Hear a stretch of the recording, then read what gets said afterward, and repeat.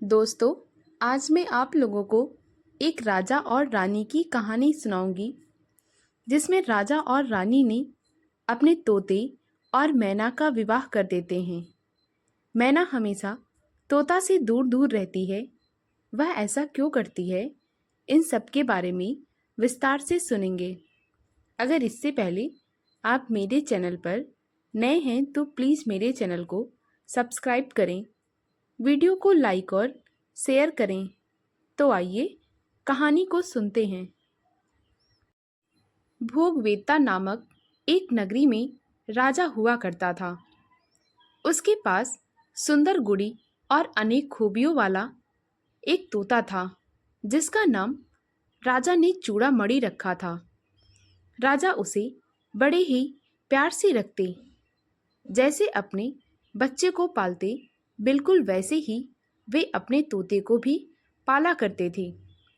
राजा ने अपने राजसी ठाट बाट के अनुरूप तोते को भी सोने और हीरे मोतियों से जड़े हुए एक पिंजरे में रखता था। तोता राजा के पास बड़ा ही खुश रहता। राजा अपने तोते चूड़ामणि से हर छोटी से छोटी बात करते थे। राजा अपने तोते से जो भी बातें करता, अकेले में करता था। एक दिन राजा अपने तोते के साथ बैठा हुआ था। अचानक से उससे कहने लगा, मेरे प्यारे तोते, बता तू क्या क्या जानता है। तोता कहने लगा, मैं सब कुछ जानता हूँ, भूत भविष्य का हाल भी जानता हूँ। जो कुछ भी आप जानते हैं वह सब मैं जानता हूँ। राजा कहने लगा, अगर ऐसा है तो बता, मेरे योग्य सबसे सुंदर स्त्री कहाँ है। तोते ने कहा, मगध देश में राजा मगधेश्वर का राज्य है। उसकी पुत्री का नाम चंद्रावती है। राजकुमारी चंद्रावती से तुम्हारा विवाह होगा। वह राजकुमारी बहुत ही सुंदर, निपुण और सतोगुणी है। तोते ने ये सारी बातें बहुत ही आत्मविश्वास के साथ कहा था। राजा ने तोते के मुंह से ऐसा सुनकर उसकी सच्चाई परखने के लिए अपने मंत्रियों को आदेश दिया कि तुम लोग जाओ और राज्य में जो योग्य पंडित हैं और ज्योतिषी हैं, उन्हें मेरे दरबार में प्रस्तुत करो। मंत्रियों ने राजा के सामने उस राज्य के योग पंडितों और ज्योतिषियों को बुलवा लिया। राजा ने उनसे कहा, आप सभी अपनी अपनी ज्योतिषी विद्या के द्वारा गणना करके मुझे यह बताएं कि मेरा शुभ विवाह किस कन्या के साथ होगा। पंडितों व ज्योतिषियों ने विचार करना शुरू किया। कुछ देर के बाद उन सब ने कहा, राजन, चंद्रावती नाम की एक कन्या है जिससे आपका विवाह होगा। यह सुनकर राजा ने एक ब्राह्मण को बुलाया और उसे सब कुछ बताकर कहा, तुम मगध राज्य में जाओ और राजा मगधेश्वर को मेरा संदेश भेज दो कि मैं उनकी बेटी चंद्रावती के साथ विवाह करना चाहता हूँ। राजा का आदेश पाकर वह ब्राह्मण मगध की ओर रवाना हो गया। राजकुमारी चंद्रावती के पास भी एक मैना थी, जिसका नाम मदन मंजरी था। राजकुमारी चंद्रावती भी अपनी मैना का खूब ख्याल रखती और उससे हर छोटी से छोटी बात बताया करती थी। एक दिन वह अपनी मैना के साथ बैठी हुई थी, तब उससे बातों ही बातों में कहने लगी, मैना, मेरी योग्य वर कहाँ है और मेरा विवाह किससे होगा। मैना कहने लगी, राजकुमारी, भोगवेता नामक नगर में जो राजा है वह ही तुम्हारा वर बनेगा। उसी समय राजकुमारी के पिता राजा मगधेश्वर अपनी पुत्री से मिलने के लिए उसके कक्ष में आ रहे थे। तभी उन्होंने मैना और राजकुमारी चंद्रावती की बातें सुनी तो वे छुपके से उसकी सारी बातें सुनने लगे। जब मैना ने राजकुमारी के विवाह के बारे में बताया, तब राजा यह सोचने लगे कि उसे अपनी बेटी के विवाह के लिए कोई अच्छा सा वर ढूंढना चाहिए। और वे उल्टे पैर अपने कक्ष में लौट गए। लेकिन राजा मगधेश्वर बार बार मैना की बात सोच रहे थे। तभी अचानक से भोगवेत्ता राज्य से भेजा ब्राह्मण वहां पर आया और उसने अपने राजा का विवाह का प्रस्ताव सुनाते हुए कहा, हे राजन, हमारे राजा आपकी राजकुमारी चंद्रावती पर मोहित हो गए हैं और वे उसके साथ विवाह करना चाहते हैं। राजा मगधेश्वर ने विवाह का प्रस्ताव तुरंत स्वीकार कर लिया, क्योंकि भोगवेत्ता नरेश बहुत ही साहसी, बहादुर और न्यायप्रिय था। लोग उसकी चर्चा दूर दूर तक करते थे। जैसे ही मगधेश्वर ने अपनी बेटी के विवाह का प्रस्ताव सुना, उन्होंने तुरंत विवाह के लिए हाँ कर दिया।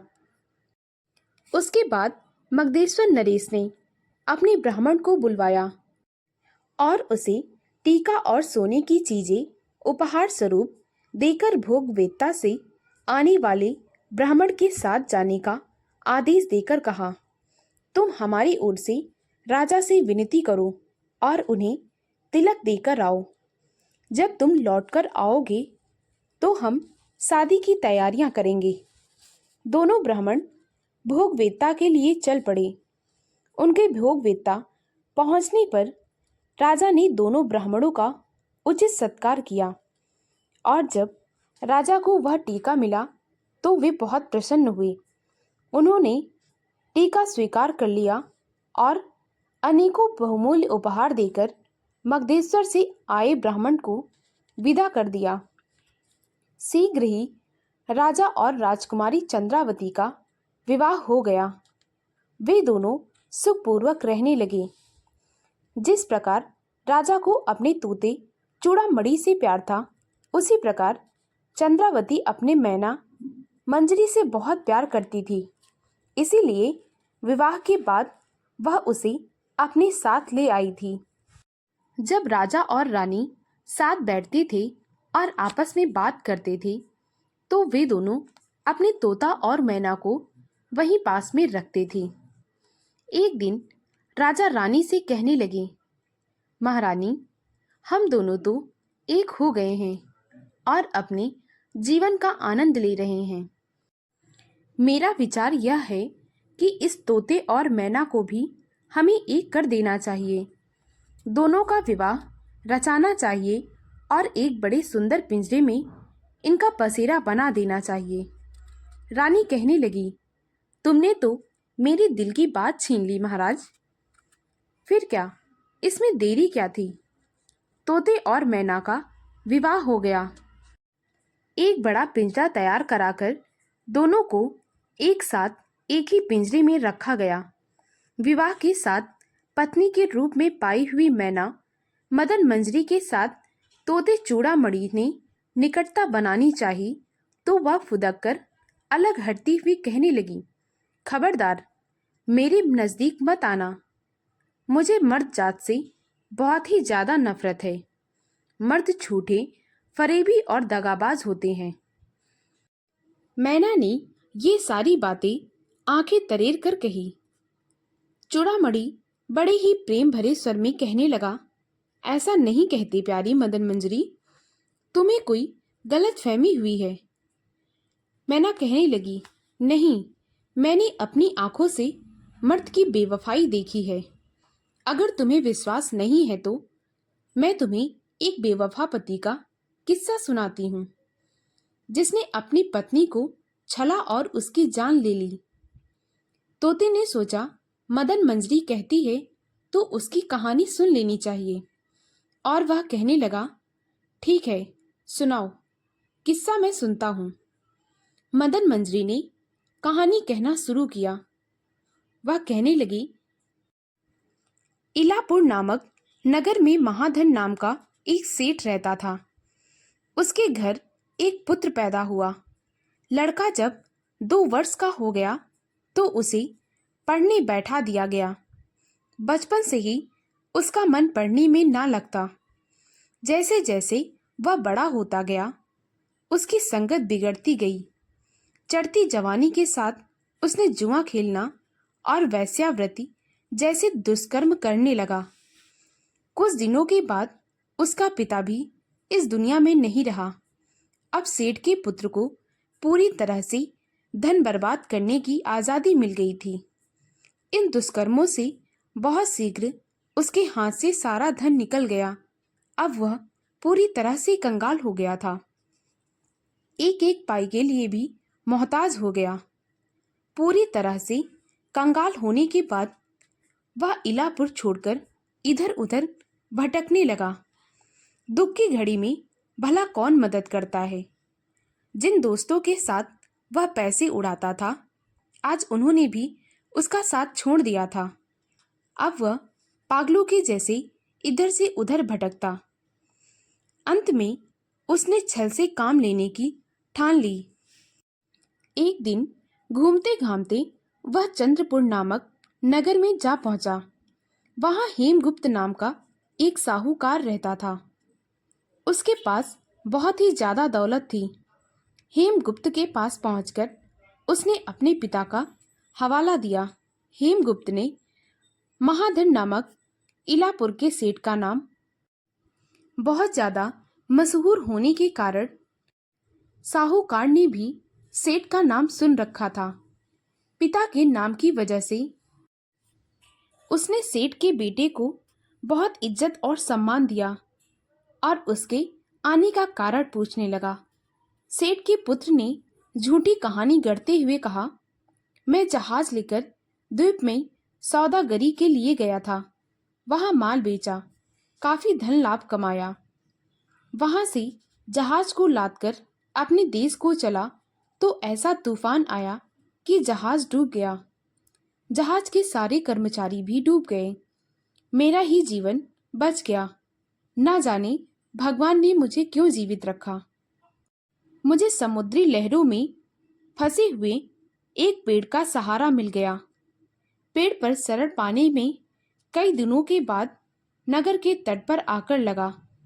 मैं पूरी तरह लुटा हुआ हूँ और अब समझ में नहीं आता कि मैं किससे सहायता की आशा करूं। आपका नाम सुनकर आशा लेकर आपके पास आया हूं। जब साहूकार ने सेठ की बेटे की सारी बातें सुनी तो कहने लगा, बेटा तुम परेशान मत हो, तुम बिल्कुल सही जगह पर आ पहुंचे हो। तुम्हारे पिता महाधन का मैंने बड़ा नाम सुना है। वे बहुत बड़े दानी और धर्मात्मा व्यक्ति थे। तुम ऐसे धर्मात्मा पिता की संतान हो जिसका यश चारों ओर फैला हुआ है। तुम्हारी जब तक इच्छा करे यहाँ पर रहो। जितनी भी धन की आवश्यकता हो निसंकोच मांग सकते हो। खूब दिल खोलकर खर्चा करो। नए जहाज बनवाओ, व्यापार का सामान खरीदो और जब चाहो इलापुर जाकर वापस कर देना। अंधे को क्या चाहिए था, दो आंखें। साहूकार की ऐसी बातें सुनकर उस सेठ के बेटे ने वहीं पर पैर जमाने की ठान ली। वहां उसकी बहुत ही अच्छी खातिरदारी होने लगी। किसी भी प्रकार का कोई भी कष्ट ना था। साहूकार की एक बेटी भी थी जिसका नाम रत्नावती था। रत्नावती बहुत ही ज्यादा सुंदर और गुणवान थी। साहूकार की बेटी विवाह योग्य हो गई थी। जब साहूकार हेमगुप्त यह जान गया कि महाधन का पुत्र अभी कुंवारा है, उसके आगे पीछे कोई नहीं है, तो उसके मन में लालच आ गया। वह सोचने लगा कि मेरी बेटी के लिए इससे उत्तम वर और कहाँ प्राप्त हो सकेगा। वह अपनी पत्नी से कहने लगा और फिर उसने सेठ के बेटे से पूछा। सेठ के पुत्र को तो हाँ भरने में भला क्या आपत्ति हो सकती थी। वह समझ गया कि उसकी बेटी के बाद साहूकार का सारा धन उसका है, इसीलिए उसने विवाह के प्रस्ताव को तुरंत ही स्वीकार कर लिया। पुरोहित बुलवाए गए, लग्न सहनाई गूंजने लगी और शुभ मुहूर्त पर दोनों का विवाह करा दिया गया। कन्यादान करके साहूकार ने बहुत सा धन दहेज के रूप में सेठ के बेटे को दे दिया। और इस प्रकार विधि विधान से विवाह पूरा हो गया। कुछ दिन और वहां रहकर सेठ के बेटे ने हेमगुप्त से कहा कि वह अपने घर जाना चाहता है। साहूकार ने बहुत सारा धन देकर डोली में दासी सहित अपनी पुत्री को विदा कर दिया। वे दोनों अपने घर की ओर चल दिए। रास्ते में एक जंगल पड़ता था। कपटी सेठ पुत्र को रत्नावती से कोई प्यार न था। उसे तो दहेज में मिला हुआ धन ही चाहिए था। उसने रत्नावती से कहा, इस जंगल में चारों ओर डाकुओं का भय बना रहता है। तुम सारे जेवर उतार कर मुझे दे दो, ताकि मैं इन्हें अपनी कमर में बांधकर सुरक्षित कर लूं। कहारू को भी वापस लौटा दिया और कहने लगा, हम दोनों साधारण वेशभूषा में इस जंगल से गुजरेंगे, ताकि चोर लुटेरों को यह लगे कि हम एक गरीब मुसाफिर हैं। रत्नावती ने अपने पति की इच्छा स्वीकार करने में अक्लमंदी समझी और सभी कहारों को वापस भेज दिया। उसने अपने सभी गहने भी उतारकर अपने पति को दे दिए, जिन्हें उसने अपनी कमर में कसकर बांध लिया। सेठ का बेटा मन ही मन बहुत खुश था, क्योंकि सब कुछ उसके हिसाब से चल रहा था।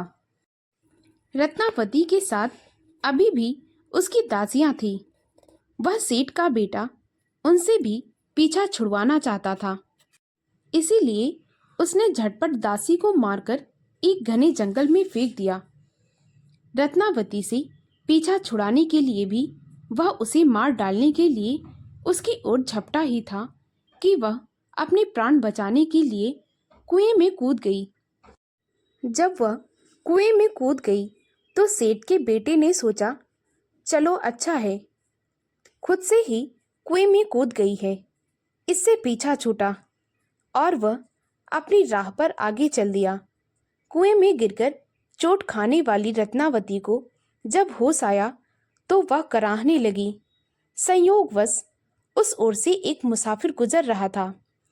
उसने जब उसकी कराहने की आवाज सुनी तो उसे कुएं से बाहर निकालने में सहायता की। मुसाफिर ने रत्नावती से पूछा कि वह कुएं में कैसे गिर गई और उसका ये हाल कैसे हुआ। तब रत्नावती ने मन में सोचा कि उसके भाग्य में जो लिखा था वही हुआ। पति की बेवफाई का हाल कहकर वह अपने माता पिता को दुखी क्यों करे। अतः उसने पत्नी धर्म को निभाते हुए मुसाफिर से कहा, मैं इस नगर के साहूकार की पुत्री हूँ। मेरे पिता का नाम हेमगुप्त है। पति के साथ विदा होकर जंगल से गुजर रही थी कि लुटेरों ने हमारे ऊपर धावा बोल दिया। दासी को मार दिया, सारे गहने व जेवरात लूट लिए। मैं उनसे जान बचाने के लिए भागी और फिर इसी कुएं में गिर पड़ी। उन्होंने धन के साथ मेरे पति को भी अपने साथ बंदी बनाकर ले गए। वे उन्हें ना जाने कहाँ ले गए होंगे और वे किस हाल में होंगे। मुसाफिर रत्नावती को लेकर उसके पिता के घर पहुंच गया। रत्नावती ने माँ बाप के सामने भी वही कहानी दोहरा दी जो उसने मुसाफिर से कही थी। साहूकार ने उस मुसाफिर को बहुत सारा इनाम दिया और उसे वहां से विदा कर दिया। माता पिता अपनी पुत्री को धैर्य बंधाने लगे। रत्नावती जब एकांत में होती तो वह पति की बेवफाई में आंसू बहाया करती थी। उधर वह सेठ का बेटा जो धन लेकर गया था, उसने दिल खोलकर कुकर्मों में खर्च करना शुरू कर दिया। वह धन भी आखिरकार कितने दिन तक चलता। एक दिन आया कि वह फिर से कंगाल हो गया और फिर इधर से उधर भटकने लगा। बुरे दिनों में उसे ससुराल की याद आई तो एक बार फिर कपट ने मन में जन्म ले लिया। वह सोचने लगा कि सास ससुर को चलकर यह बताने का नाटक करना चाहिए कि उनकी पुत्री को बच्चा होने वाला है। वे इस समाचार को सुनकर खुशी से फूले न समाएंगे और अपने कर्तव्यों को निभाते हुए मुझे बहुत सारी धन दौलत के साथ विदा करेंगे। ऐसा ही सोचकर वह ससुराल के लिए चल पड़ा। उसने जैसे ही ससुराल के दरवाजे पर कदम रखा, उसकी मुलाकात अचानक से उसकी पत्नी से हो गई। घबराकर वह पलटकर बाहर जाना चाहता था कि रत्नावती ने भागकर उसके सामने आकर खड़ी हो गई और कहने लगी, आप डरो मत, मैंने किसी को कुछ भी नहीं बताया। मैंने सारा भेद छिपा लिया है, इसीलिए लौटो मत, मेरी बात सुनो। मैंने जो बात अपने माँ पिता से कही है, तुम्हें वही दोहरानी होगी, नहीं तो तुम्हारा झूठ पकड़ा जाएगा। यह कहकर रत्नावती ने वही कहानी दोहराई जो उसने अपने माता पिता को बता रखी थी। उस सेठ के बेटे ने फिर से एक बार छल किया और अपनी पत्नी के सामने शर्मिंदा और प्रायश्चित करने का दिखावा करने लगा। पत्नी का विश्वास प्राप्त कर वह सास ससुर के पास पहुंच गया। उसे देखकर वे प्रसन्नता से फूले ना समाये। आखिरकार उनकी बेटी का पति घर सही सलामत आ गया था। कपटी सेठ पुत्र एक बार फिर वहां पत्नी के साथ सुख से रहने लगा। एक दिन उसने देखा कि उसके सास ससुर ने उसकी पत्नी के लिए पहले से भी अधिक मूल्यवान और आकर्षक गहने बनवा दिए हैं। कई दिनों के बाद आधी रात के समय जब रत्नावती अपनी पति के साथ बेसुध सोई पड़ी थी, तब वह सेठ का बेटा उठा और अपनी पत्नी के सीने में निर्दयता के साथ तलवार भोंक दी और उसकी हत्या कर दी। शरीर के सारे गहने उतारकर पोटली बनाई और रातों रात शहर छोड़कर चंपत हो गया। रत्नावती के पति की बेवफाई की कहानी कहते कहते मैना का स्वर दुख से भर आया और कहने लगी, अब तुम ही बताओ कि सेठ के पुत्र की कपट की कहानी को जानने के बाद इस संसार में भला ऐसी कौन सी स्त्री है जो पुरुष जाति पर विश्वास करेगी। तोता कहने लगा, तुम ठीक कहती हो मैना रानी, मगर सच्चाई यह है कि एक पुरुष के कपट के कारण पूरा पुरुष समाज दोषी माना नहीं जा सकता।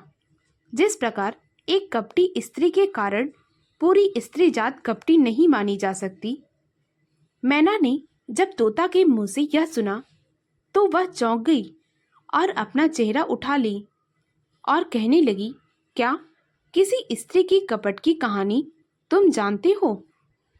तोता कहने लगा, बेशक, मैं एक ऐसी कपटी स्त्री की कहानी जानता हूँ। क्या तुम सुनना चाहती हो? मैना कहने लगी, मुझे भी उस कपटी स्त्री की कहानी सुननी है। तोता कहने लगा, कंचनपुर नामक शहर में सागर दत्त नाम का एक सेठ रहता था। उसके पुत्र का नाम श्री दत्त था। कंचनपुर में पड़ोसी राज्य जयश्रीपुर में सोमदत्त नामक सेठ रहता था। उसकी पुत्री का नाम जयश्री था। श्रीदत्त और जयश्री का विवाह बड़ी धूमधाम से हुआ था। विवाह के काफी दिनों के बाद श्रीदत्त और जयश्री साथ साथ रहे। संयोगवश श्रीदत्त के पिता का स्वर्गवास हो गया। श्रीदत्त को अपने पिता का छोड़ा हुआ कारोबार मिला। कारोबार संभाल लेने के उद्देश्य से उसने जहाज में माल भरा, पत्नी को मायके छोड़ा और व्यापार के लिए निकल पड़ा। समुद्री व्यापार करते हुए श्रीदत्त को गए हुए काफी समय हो गया था। इधर बसंत ऋतु का आगमन हुआ। एक दिन जयश्री को महसूस हुआ कि उसका यौवन व्यर्थ ही जा रहा है। उसने अपनी एक सखी से भी इस बात का जिक्र किया। जयश्री के मन की बात समझकर उसकी सखी ने कहा, तू शादीशुदा है सखी, तेरा पति हजारों में एक है, व्यापार के लिए परदेश गया है। पुरुष को धन कमाना शोभा देता है, स्त्री को घर में रहकर पति की प्रतीक्षा करना ही शोभा देता है। तू अपने मन पर काबू रख, तेरा पति व्यापार से शीघ्र ही लौटकर आता ही होगा। अपनी सखी की बातों से जयश्री को सब्र न आया था। वह स्नान करके छत पर अपने केस सुखा रही थी। मन में काम क्रीड़ा उथल पुथल मचाए हुई थी। उसने छत के झरोखे से झांककर नीचे देखा तो एक नौजवान उसकी झलक पाने के लिए बेताब नजर आया। उसकी ताक झांक पर जयश्री को आनंद आ गया। यूं प्रतीत हुआ मानो उसके मन की मुराद पूरी हो गई हो। नजरों से नजरें मिली। जयश्री ने नौजवान की आंखों में अपने लिए तड़प देखी। वह झट से छत से नीचे उतर आई और सखी को उस युवक के बारे में बताया। फिर कहने लगी, वह तो मेरे प्यार में दीवाना हो गया है। तू मुझे उससे मिलवा दे सखी। उसकी सखी ने एक बार फिर से जयश्री को समझाया, लेकिन जयश्री अपनी जिद पर अड़ गई। जयश्री की सखी उस युवक के पास गई और कहने लगी, मेरी सखी जयश्री का दिल तुम पर आ गया है।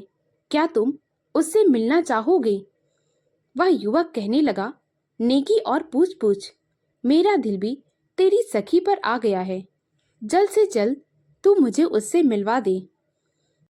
जयश्री की सखी ने बोला, तुम अपने घर का पता दो, मैं अपनी सखी को लेकर तुमसे मिलवाने आ जाऊंगी। उस नौजवान ने पता लिखकर जयश्री को अपनी सखी के साथ रात के समय उसके यहाँ आने के लिए कहा। जयश्री की सखी उसे लेकर उसके घर पहुंच गई। वह नौजवान अकेला रहता था। मकान में आने जाने की भी कोई रोक टोक ना थी। जयश्री उसके सामने पहुंची। वह काम क्रीड़ा में व्याकुल थी। आमना सामना होते ही दोनों आलिंगन में समा गए। सखी अपना काम पूरा करके बाहर प्रतीक्षा करने लगी। एकांत में मिलन हुआ। नौजवान की बलिष्ठ बाहों में कसमसाती हुई जयश्री का रोम रोम छनछना हो उठा। उसे पुरुष मिलन का ऐसा सुखद आनंद प्राप्त हुआ कि उस रात तो क्या, वह अगली 4-5 रातों को भी उससे मिलने के लिए जयश्री पहुंचती रही। छठे दिन श्रीदत्त व्यापारी भी भारी धन कमाकर ससुराल लौटा। सास ससुर ने खुशियां मनाई, उचित सत्कार किया। रात आई, जयश्री को खूब सजाया और चौपारे पर तैयार की गई सेज पर भेज दिया। इतने दिनों तक अपनी पत्नी से दूर रहने वाला श्रीदत्त उसे निकट पाते ही आलिंगबद्ध करने को व्याकुल हो उठा, मगर जयश्री स्वयं को उसके लिए तैयार न कर पा रही थी। उसका मन तो उस नौजवान में उलझा हुआ था जिसके साथ वह कई रातें गुजार चुकी थी। अपनी ओर से पूरा प्रयास कर चुकने के बाद भी श्रीदत्त ने अपनी पत्नी को काम क्रीड़ा के लिए तैयार न हुआ देखा तो सोचा, फिर कभी सही। वह स्वयं भी लंबे सफर का थका हुआ था, इसीलिए करवट बदलकर बिस्तर पर सो गया। जयश्री उसी समय का प्रतीक्षा कर रही थी। जब उसने देखा कि उसका पति गहरी नींद में सो गया है तो वह चुपके से उठी, चौबारे से नीचे आई, सखी को जगाया और साथ लेकर प्रेमी से मिलने चल दी। दूसरी ओर प्रेमी युवक को उस रात सर्प डस गया था। जयश्री के पहुंचने के पहले ही वह मर चुका था, मगर जयश्री को इस बात का बिल्कुल पता न था। इसीलिए जब वह उसके निकट पहुंची तो समझी कि वह सो रहा है। वह उससे लिपटकर मुंह चूम बैठी। उधर एक चोर जयश्री के शरीर पर मौजूद गहनों पर ललचाकर उसके पीछे पीछे आ गया था और वह भी वहीं छिपा हुआ उसकी हरकतें देख रहा था। युवक के शरीर में प्राण होते तो अपनी प्रेयसी को चुंबन का कोई उत्तर देता। जयश्री की इस हरकत को उस मकान के आंगन में मौजूद पुराने वृक्ष पर बैठा एक पिशाच देख रहा था। उसने सोचा कि वह जयश्री के मन को शांत कर देना चाहिए। यह सोचकर वह मृत युवक के शरीर में उतर गया और जयश्री के आलिंगन और चुंबनों का उत्तर देने लगा। जयश्री को भूख चुकने और तृप्त होने के बाद पिशाच के मन में कि इस निर्लज्ज नारी को सबक सिखाना चाहिए। उसने मुंह में भरकर उसकी नाक काट ली। जयश्री चिहुक उठी। नाक से खून की बही धार पर हाथ लगाकर वह बाहर की ओर भागी, जहां उसकी सखी उसका इंतजार कर रही थी। उसने जयश्री की दशा देखी तो वह हैरान रह गई। चीखने चिल्लाने से बदनामी का डर था। उसकी सखी ने सोचा कि यह अब स्थिति संभालने में ही अक्लमंदी है, इसीलिए जयश्री को साथ लेकर वह तुरंत ही उसके मकान पर पहुंची। रास्ते में उसे सिखाया पढ़ाया कि परिस्थिति को कैसे संभालना है। उसने उसे बताया, उस युवक ने जो तेरे साथ किया है उससे बाद में निपटना, पहले अपनी बदनामी से बचना ही अक्लमंदी है। घर पहुंचते ही शीघ्र चौबारे पर अपने पति के पास पहुंच जा और जाते ही जोर जोर से चीखने लगना। माता पिता को बताना कि तेरे पति ने ही तेरी नाक काट ली। इस प्रकार तू हर तरह की बदनामी से बच जाएगी। चोर भी उस समय उसके पीछे चला आया। जब उसकी सखी ने उसे सब कुछ सिखाया पढ़ाया तो वह ठीक से सुन रहा था। जयश्री ठीक उसी तरह से आई और अपने पति के पास लेट गई और अचानक से चीखने चिल्लाने लगी। उसकी पुकार सुनकर पति हड़बड़ाकर जाग उठा। माँ बाप भी भागे भागे ऊपर आए। जयश्री ने रो रो कर उनको बताया कि उसके पति ने उसकी नाक काट ली है। मकान के एक हिस्से में छुपे हुए पीछे पीछे आए चोर ने जयश्री को अपने पति पर झूठा आरोप लगाते हुए सुना तो विस्मय की सीमा न रही। उसने सोचा कि इससे बढ़कर त्रिया चरित्र और क्या इस संसार में होगा। अब मैं चोरी नहीं करूंगा। मुझे यह अंत देखना है कि इस बात का अंत क्या होगा। देखते ही देखते पूरी बस्ती इकट्ठा हो गई। नगर कोतवाल को खबर पहुंची और श्रीदत्त को पत्नी की नाक काटने के अभियोग में गिरफ्तार कर लिया गया। सिपाही उसे दरबार में प्रस्तुत करने के लिए बंदी बनाकर ले गए। राजा के सामने भी जयश्री ने पति पर अपनी नाक काटने का आरोप लगाते हुए कहा, राजा, लगता है परदेश में मेरे पति की किसी से आंख लड़ गई है और अन्य स्त्री के मोह माया में पड़ा होने के कारण इसने मेरे साथ ऐसा दुर्व्यवहार किया है। श्रीदत्त ने अपनी बहुत सफाई पेश की, मगर उस बेचारे की सुनने वाला वहां कोई न था। राजा ने श्रीदत्त को फांसी पर चढ़ाने की सजा सुना दी। राज दरबार के कोने में खड़ा चोर राज दरबार की सारी कार्यवाही देख सुन रहा था। अब तक उसने बहुत सहन किया था, परंतु राजा द्वारा एक बेगुनाह को बिना किसी कारण के फांसी पर चढ़ाया जा रहा था, वो भी ऐसी स्त्री के लिए। भला वह यह कैसे देख सकता था। वह दरबार में सबके सामने आ गया और कहने लगा, मैं यह अन्याय रोकना चाहता हूँ। राजा चौंक गए और कहने लगे, तुम कौन हो और किस प्रकार से इसे बेगुनाह कह रहे हो। वह कहने लगा, महाराज, मैं एक चोर हूँ। मैं रात में चोरी के इरादे से निकला था और जो कुछ अधर्म होते हुए मैंने देखा है उसके कारण मैं चोरी करना भी भूल गया। उसकी बात सुनकर सभी लोग हैरान हो गए। राजा ने उसे हुक्म दिया और कहा, तुमने क्या देखा है, साफ साफ कहो। चोर कहने लगा, मैं सिर्फ बताऊंगा ही नहीं बल्कि श्रीदत्त की बेगुनाही का सबूत भी पेश करूंगा। वह कहने लगा, महाराज, जैसा कि मैं पहले भी कह चुका हूँ, मैं पेशे से एक चोर था। मैं चोरी करने के इरादे से घर से निकला था। मैंने रास्ते में एक सुंदर युवती को आभूषणों से सजी धजी अपनी सखी के साथ जाती हुए देखा। उसके गहने झपटने का लोभ मेरे मन में आ गया, इसीलिए मैंने उसका पीछा किया। वे दोनों युवती एक युवक के घर जा पहुंची। वहां युवक सो रहा था। जब वह युवती उस युवक के निकट पहुंची तो उससे लिपटकर उसके होंठ चूमने लगी, लेकिन ऐसा लगता था कि वह युवक मरा पड़ा हुआ है। और यह बात भी सच थी, क्योंकि मैंने उसी क्षण एक पेड़ पर पिशाच को उतरते और उस मृतक के शरीर में समाते हुए देखा। पिशाच ने युवती के साथ शारीरिक सुख भोगा और फिर युवती की नाक काट ली। युवती चीखती चिल्लाती हुई अपनी सखी के पास दौड़ी दौड़ी गई, जो कि मकान के बाहर उसका इंतजार कर रही थी। पिशाच युवक के मृत शरीर को छोड़कर फिर से उसी पेड़ पर जाकर चढ़ गया। युवती की नाक मृत युवक के दांतों में अभी भी फंसी हुई होगी। चोर ने जयश्री की ओर इशारा करते हुए कहा, महाराज, यह नगर सेठ की पुत्री जयश्री ही थी। यह सब सुनकर सभी दरबारीगण आपस में कानाफूसी करने लगे। चोर ने बयान जारी रखा, जयश्री अपनी प्रिय सखी के साथ जल्दी से घर लौट पड़ी। मैं तब भी साये की तरह उनके पीछे लगा रहा।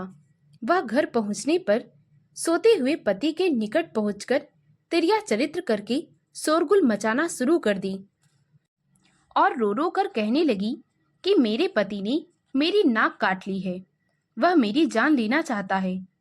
इसके बाद जो अपराध श्री दत्त ने नहीं किया, जिस विषय में उसे कुछ भी मालूम नहीं है, उसकी सजा पाने के लिए इसे आपके दरबार में लाकर पेश किया गया है। अब आप ही विचार कीजिए महाराज कि आप न्याय कर रहे हैं या फिर अन्याय, और इसका उचित न्याय क्या होगा। चोर ने राजा के द्वारा किए गए न्याय पर प्रश्न चिन्ह लगा दिया। अब राजा अपने सिपाहियों को आदेश देता है कि वे चोर के बताए हुए स्थान पर पहुंचे और युवक की लाश उठाकर दरबार में ले आए। उसके दांतों में अभी भी जयश्री की कटी हुई नाक मौजूद थी। राजा ने राजवैद्य को बुलाकर युवक की मृत्यु का कारण जानना चाहा। राजवैद्य ने परीक्षण करके बताया, महाराज, इस युवक की मृत्यु सर्प के काटने से हुई है। राजा के सामने सारी बातें साफ हो गई थी। सच्चाई सामने आने के बाद श्री दत्त को मुक्त कर दिया गया और उसे भारी मात्रा में पुरस्कार दिया गया। चोर को भी राजा ने बहुत सारा पुरस्कार दिया और तभी राजा ने उससे भविष्य में चोरी ना करने का वचन भी लिया। जयश्री पर अभियोग सिद्ध हो चुका था। राजा ने उसका सिर मुड़वाकर उसके नगर से निकल जाने का आदेश दिया। कहानी सुनते सुनते मैना की आंखों से आंसू बहने लगे और वह तोते से बोली, आपने बिल्कुल सही कहा। एक पुरुष के गलत हो जाने से पूरा पुरुष समाज गलत नहीं हो जाता, और ना ही एक स्त्री के गलत होने से पूरा स्त्री समाज गलत होता है। इसके बाद मैना तोता पर विश्वास करने लगी और वे दोनों पति पत्नी की तरह खुशी खुशी अपने पिंजरे में रहने लगे। दोस्तों, अगर आपको मेरी कहानी अच्छी लगी हो तो प्लीज़ मेरे वीडियो को लाइक और शेयर करें और मुझे ज़्यादा से ज़्यादा सपोर्ट करें, ताकि मैं आप लोगों के लिए और भी अच्छी अच्छी कहानियाँ ला सकूं।